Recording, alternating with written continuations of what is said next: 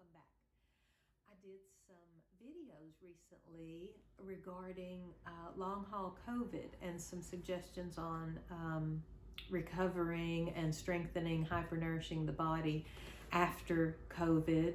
If you've got long haul COVID, if you don't have long haul COVID, if you've never had COVID, or if you've got the prick and are having problems with that, it's kind of what it was all about, is just really learning your body, learning to hypernourish and care for your body outside the doctor's office, the drugstore, and the hospital. Because right now, they don't really know what's going on. None of us really know what's going on with the virus, with the prick, with the long-term effects of the virus. Nobody really knows. We're all kind of flying by the seat of our pants. And what I was aiming at is, here's a way we can take care of our bodies, get in touch with our bodies, learn what our bodies like, what they don't like, what works for them, what doesn't work for them, and basically be your own doctor. Learning to be your own doctor, because we're at a time in the world where the doctors don't know what's going on. It's simple as that. And doctors are being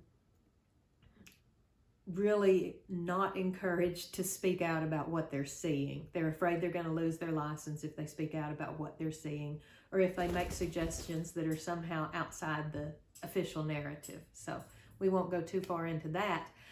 But why I'm here today is because I had promised another video or two talking about some lifestyle tips. We already talked about diet, we talked about supplements and vitamins and things, and so this is more, kind of lifestyle stuff, because my friend who has long haul COVID, told me that he had referred someone else to some of the videos that I did, and hoping that they would help. And I hope there's a nugget or two that can help here. I'm not a particular expert on anything. I'm a retired respiratory therapist. I did it for 15 years in the trenches of ICUs and ERs mostly. So I saw a whole lot and learned a whole lot. And I have seen and learned a whole lot since then, since stepping out of the hospital atmosphere. And I have, by being outside the hospital, the doctor, and the drugstore system, I've been forced to really learn how to be my own doctor. And I'm just sharing some of the stuff that I've learned and some of the stuff that's worked for me. Not saying it's going to work for everybody, because it may not, but this is what has worked for me. And if it can help somebody else even just a little bit, hey, more power to everybody that we can share this with. And the more I learn, the more I'll share, and I really hope you guys are doing the same. So best of luck to everybody who's dealing with some illness out there right now. So what this video is going to be about is some lifestyle stuff. Like I said, we've talked about diet and we've talked about supplements and vitamins, but we really haven't talked too much about lifestyle stuff. And so I'm just going to kind of go over a few things that I've learned, a few things I know. And one of the top ones I have on lifestyle stuff is quality sleep. Sleep is when our bodies regenerate, when our bodies heal, when our bodies can rest and allow themselves to detoxify and nourish themselves.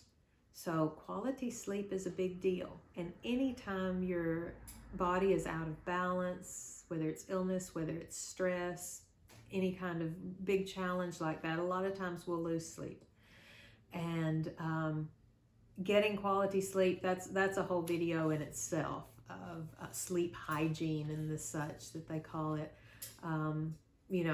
Think of how many sleep studies are done every year. Think of how many people on CPAP and stuff like that to try to help them sleep at night.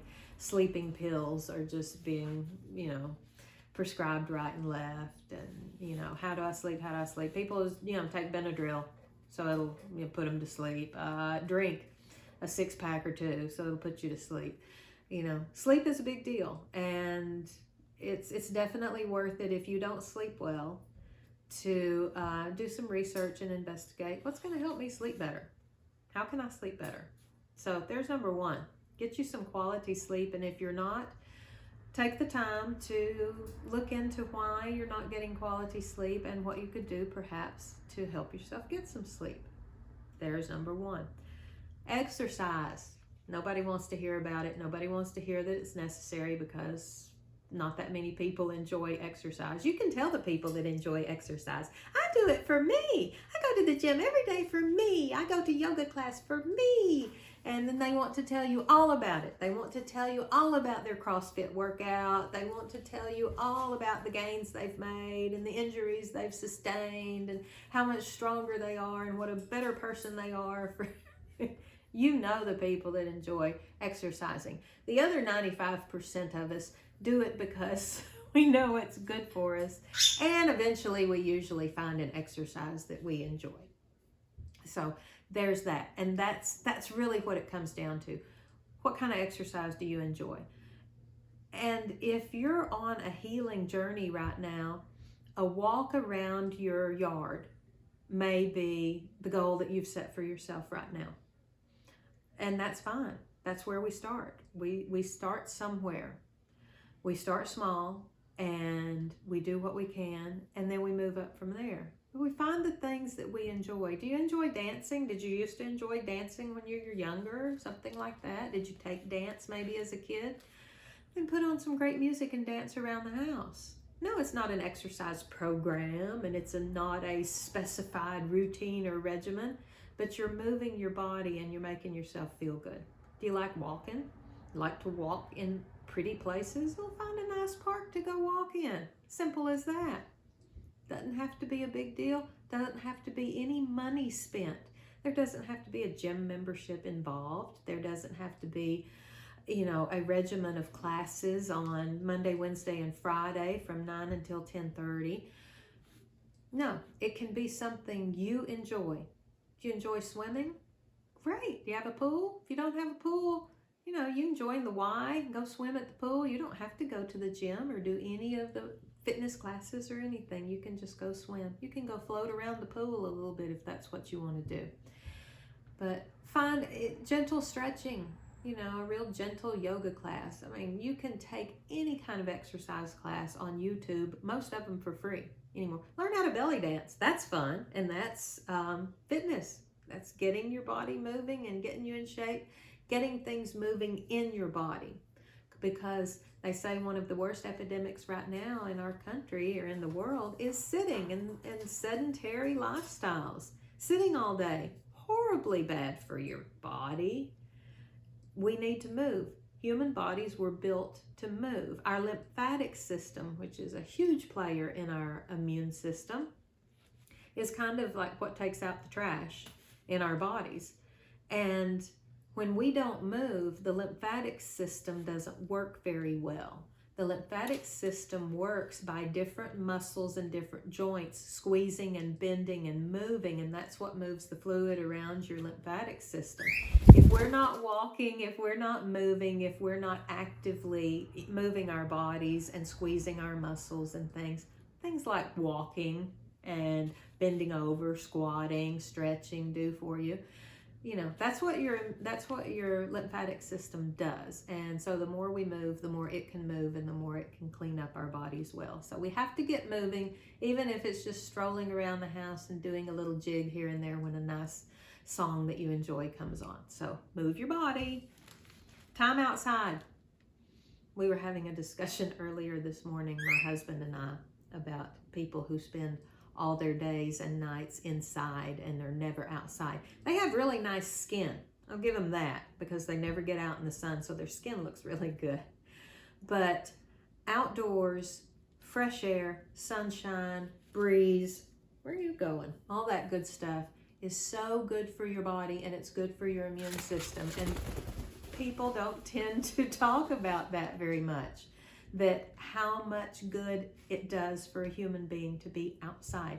And if you can take your shoes off and walk around in the grass barefoot, even better. You're really connecting in with the earth, with the energy of the earth, and it's good for you. It's good for your system. We don't need to sit around inside all day. And getting outside, again, gets us away from that sedentary sitting routine that everybody is in, seemingly, anymore. So get outside. Enjoy some time outside. I had written here, at least 20 minutes of sun exposure each day. They tell us, oh, here he comes. Stay away from the sun. And everybody's so worried about skin cancer, this, that, and the other. You know what? I am more terrified of sunscreen than I am of the sun, just because of the chemicals and all that are in it. I think that more cancer is coming from sunscreens than is what's actually coming from the sun. And if you're really worried about your sun exposure, get out in the morning or get out in the later evening. You still get some sun. Get your face in the sun. It feels good, and it's good for you. And that's how we're making vitamin D. Get out in the sun. Purposeful time in nature. Here was a discussion we had a couple days ago about how crazy the humans in the world have gotten right now, between crazy governments trying to push crazy mandates and rules and measures on their populations, to crazy regulations that have been insisted upon for the last year or two. Lots of craziness in the human realm has been going on. But when you go out in nature, whether you go out for a hike, whether you go out for even just a drive and get out in nature a little bit, go for a little walk, you get out amongst the trees and the grass and the rocks and the water and the critters and the bugs, and suddenly things make sense again.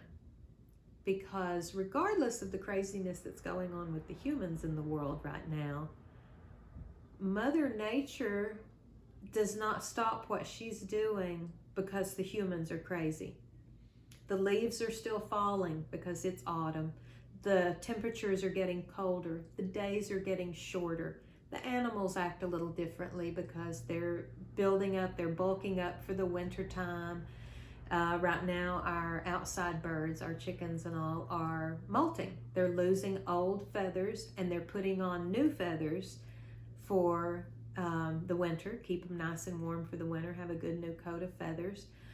Mother Nature doesn't change just because the humans in the world are going crazy.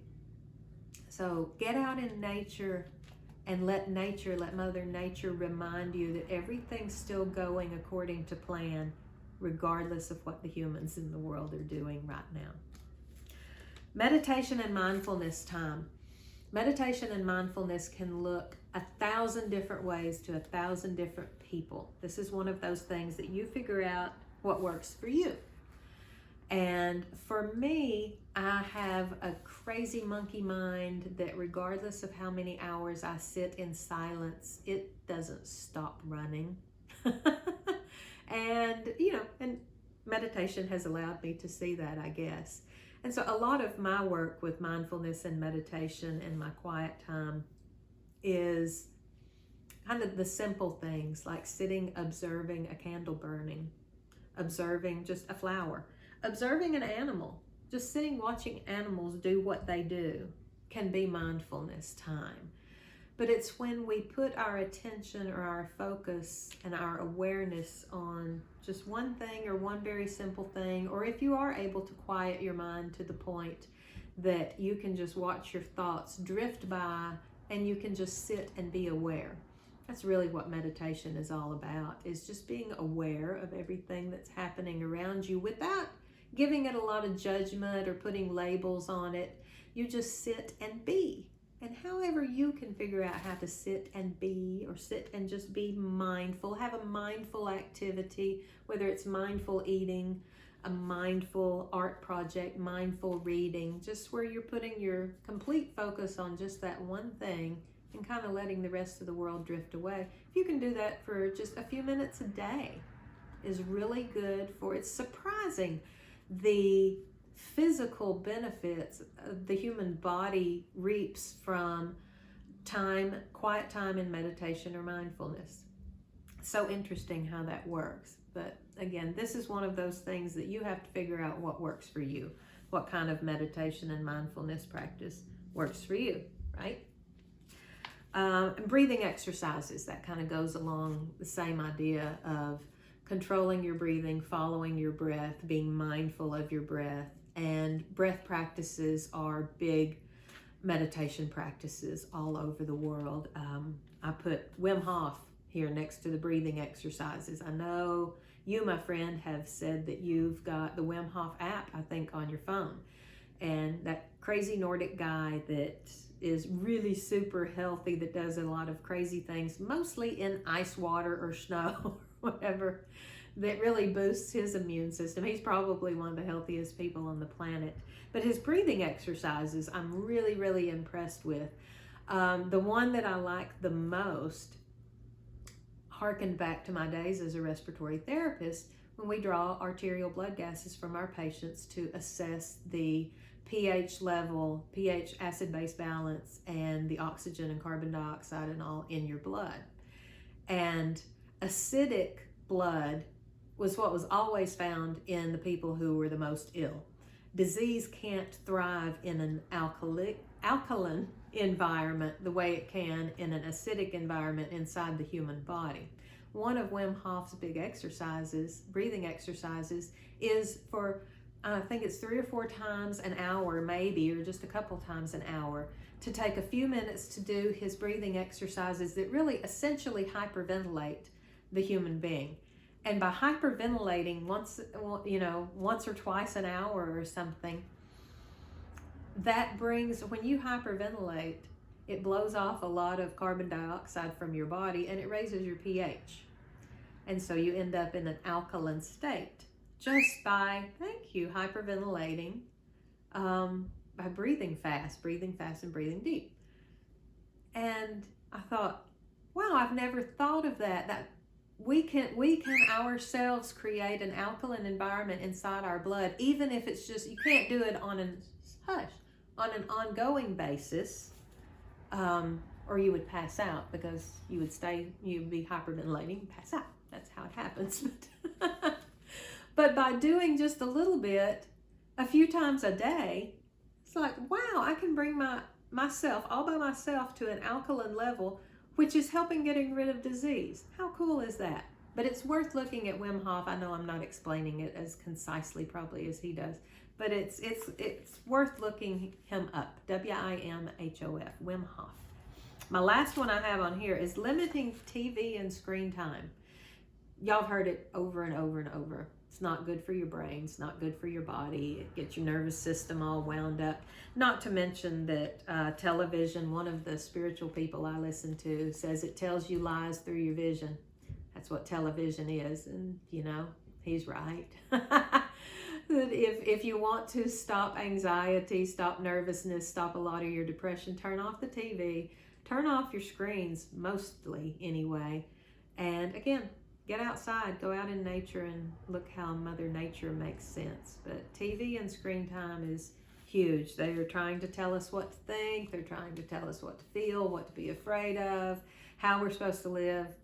Learn that for yourself. Don't let the television tell you that. You learn that yourself. All right, Bird, I think I've gone long enough this time. We'll do another one here in a little bit that will go over a lot of these resources and stuff. So thanks for being with us. Thanks for listening to me ramble, and we'll do another one of these here in a little bit. Peace out. Be healthy. The button won't work, Bird.